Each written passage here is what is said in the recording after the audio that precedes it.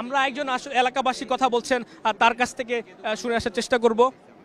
এবং হিরোপুরে একটা ছেলে আমার বন্ধু, ও ফোন দেওয়ার সাথে সাথেই আমি ইউনো সাহেবকে ফোন দিছি সবার প্রথম। ইউনোর সাথে সরাসরি কথা হয়েছে এবং ইউনো এক্ষণে আমাকে ফোন দিয়ে ধন্যবাদ জানাইছে এই 2 মিনিট আগে, এবং বলছে সে যে ব্যাংক আপনাদের মাধ্যমে আমি জানাই দিতে চাই যে ব্যাংকের এই ঘটনার পরে কি হলো ঘটনাটা সেটা আমরা জানি। ঘটনার হলো এখন তো 4 জনকে নিয়ে গেছে, 3 জন না 4 জন? 4 জনকে বের করতে দেখছি। আর ব্যাংক কর্মকর্তা এবং ইয়েরা এই কতজন ব্যাংকের ভিতরে ছিল সেটা জানেন? 10-12 জন হবে। আর হ্যাঁ, এবং ব্যাংকের এখনো ওনারা ভিতরে আছে, এখনো তো বের হইতে পারেনি। এই টাকা দেখেছেন আপনি? টাকা প্রথম ওরা বলছে 15 লাখ টাকা, ওদের সাথে প্রথম যখন কথা হয়েছে যে 15 লাখ টাকা সহ আমরা ব্যাগে ঢুকাইছি, এবং 15 লাখ টাকা প্লাস হলো ওই আমাদের পাবলিকের কাছে না, এবং আমাদের প্রস্থান করার সুযোগ দিয়ে দেন। তারপরে তো ওদের সাথে নেগোসিয়েশন করার পরে এইভাবে এখন তো উদ্ধার হয়েছে এবং খুব শান্তিপূর্ণভাবে হয়েছে। ওদের তো টাকা, ওদের তো নিয়ে গেছে, ডিবি পুলিশ, পুলিশ ডিবি ওরাই নিয়ে গেছে। হ্যাঁ, ওরাই নিয়ে গেছে। ওরা যখন ভিতরে ঢুকলো তখন কি এলাকাবাসী আটকে ফেলছিল না? হ্যাঁ, প্রথম তো হাজার হাজার এলাকাবাসী, এবং আমাদের মসজিদের মাইকে ঘোষণা করার পরে সাথে সাথে এলাকাবাসী সবার আগে করছে। 4 জন ছিল ডাকাত? 4 জন ডাকাত ছিল, আর নিশ্চয়ই বাহিরে আরো ছিল। ওরা তো এই পাবলিক দেখে বের হয়েছে। থাকা অবস্থায় কোনো কিছু ডিমান্ড করেছেন, চিরকুট দিয়েছেন? চিরকুট দিচ্ছে, আমরা দেখছি জানালাতে কথা বলতে আইন শৃঙ্খলা রক্ষা করা বাহিনীর তাদের জন্য তো আমরা কাছে যেতে পারি নাই। কি ডিমান্ড করছে, কি করছে এখন ওনারা বলতে পারে। প্রথম শুনছি যখন আমি কাছাকাছি ছিলাম যে আমরা 15 লাখ টাকা ব্যাগের ভিতরে নিয়েছি, এই 15 লাখ টাকা সহ আমাদের যেতে দিতে হইব, একদম গ্রেপ্তার কিছু করা যাবে না, এইভাবে প্রথম ডিমান্ড ছিল ওদের। 2-3টা আমি তো দূরের থেকে দেখছি, ছোট অস্ত্র, রিভলভার, আর একটা গ্রিল কাটার যে ওইটা দোতলা দিয়ে ফেলছে।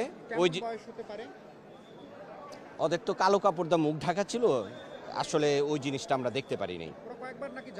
হ্যাঁ, জানালাতে কথা বলছে, হ্যাঁ পুলিশের সাথে কথা বলছে, আইন শৃঙ্খলা রক্ষাকারী বাহিনীর সাথে কথা বলছে।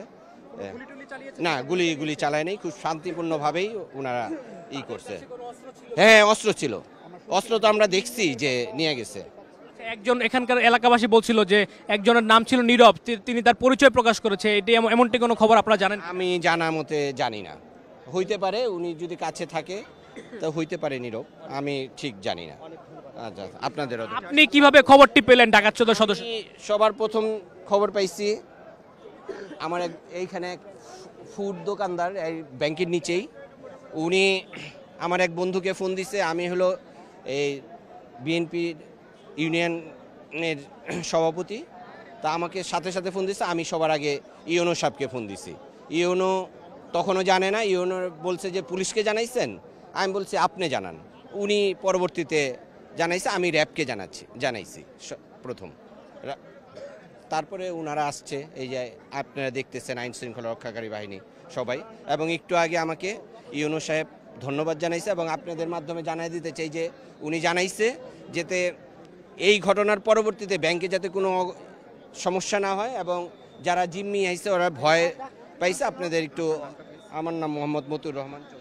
আপনার দর্শক, আপনারা দেখছিলেন যে এখানকার একজন এলাকাবাসী, তিনি নিজেকে ইউনিয়ন বিএনপির সভাপতি বলছেন, এবং তিনি কিন্তু বলছেন যে তিনি সবার প্রথম এখানকার যে ইউনো তার কাছে খবর পাঠান যে এই রূপালী ব্যাংক, চুনকুটি এলাকার যে রূপালী ব্যাংক, সেখানে ডাকাতির ঘটনা ঘটেছে, এবং তৎক্ষণাৎ ইউনো সাহেব তাকে বললেন যে পুলিশকে খবর দিতে, এবং এরপরেই পুলিশ কিন্তু খবর পেয়ে ঘটনাস্থলে এসেছেন বলে দাবি করছেন তিনি। এবং আমরা কিন্তু কয়েকজন এলাকাবাসীর সাথে কথা বলার চেষ্টা করেছি, সবাই কিন্তু একই ঘটনা, একই রকম বর্ণনা দিচ্ছেন, এবং সবাই বলছে যে সর্বপ্রথম ঘটনাস্থলে পুলিশ এসে পৌঁছায়, এবং পুলিশ আসার পর ডাকাতের উপর থেকে পুলিশের সাথে কয়েক দফা কথা বলেছেন বলেও দাবি করছেন এলাকাবাসী।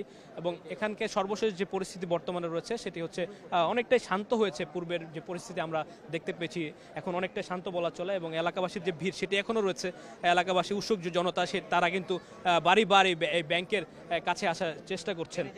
তবে এখানকার সেনাবাহিনীর সদস্যরা আমরা দেখতে পাচ্ছি যে তারা ব্যাংকের যে নিচের যে জায়গাটি সেটি তারা ঘিরে রয়েছেন, পাশাপাশি ডিবি সদস্যদেরকে আমরা দেখতে পাচ্ছি, এবং আইন শৃঙ্খলা রক্ষাকারী বাহিনীর সদস্যরা সকলে এখানে উপস্থিত রয়েছেন এবং কিছুক্ষণ আগে সর্বশেষ যে খবর সেখানে যে ডাকাত সদস্য 3 জন ছিল তাদেরকে একটি গাড়িতে করে নিয়ে যাওয়া হয়। এটি আসলে পুলিশের গাড়ি ছিল অথবা র্যাবের গাড়ি ছিল সেটি আমরা নিশ্চিত হতে পারিনি।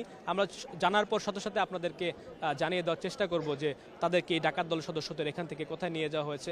তবে আমরা কিন্তু এখনো রূপালী ব্যাংকের ভেতরে প্রবেশ করতে পারিনি, আমাদেরকে সেই অনুমতি এখনো দেওয়া হয়নি। তো ভেতরে যারা জিম্মি অবস্থায় ছিল ব্যাংকের ম্যানেজার সহ অন্যান্য ব্যাংকের কর্মকর্তারা, আমরা কিন্তু এখন পর্যন্ত জানি না যে ভেতরে কোনো গ্রাহক ছিলেন কিনা এবং গ্রাহক থাকলে তাদেরকে বের করে নিয়ে আসা হয়েছে কিনা এই খবর কিন্তু আমরা এখনো জানি না। এবং আমরা সরাসরি আপনাদেরকে রূপালী ব্যাংকের নিচ থেকে যুক্ত করেছি এবং ভিতরে আমরা দেখতে পাচ্ছি যে ব্যাংকের ভিতরে লাইটগুলো জ্বলছে এবং ভিতরে অবশ্য কাউকে আমরা দেখতে পাচ্ছি না। তবে হয়তো বা তাদেরকে এখান থেকে নিরাপদে সরিয়ে নেওয়া হতেও পারে। তবে আমরা এখন পর্যন্ত ব্যাংকের ভেতর থেকে কাউকে বের করে নিয়ে আসতে দেখিনি। শুধুমাত্র ডাকাত দলের যে 3 জন সদস্য তাদেরকেই কড়া নিরাপত্তার মাধ্যমে ব্যাংকের উপর থেকে বের করে নিয়ে আসা হয়েছে এবং সর্বশেষ যে খবর তারা কিন্তু আইনশৃঙ্খলা রক্ষাকারী বাহিনীর কাছে আত্মসমর্পণ করেছেন।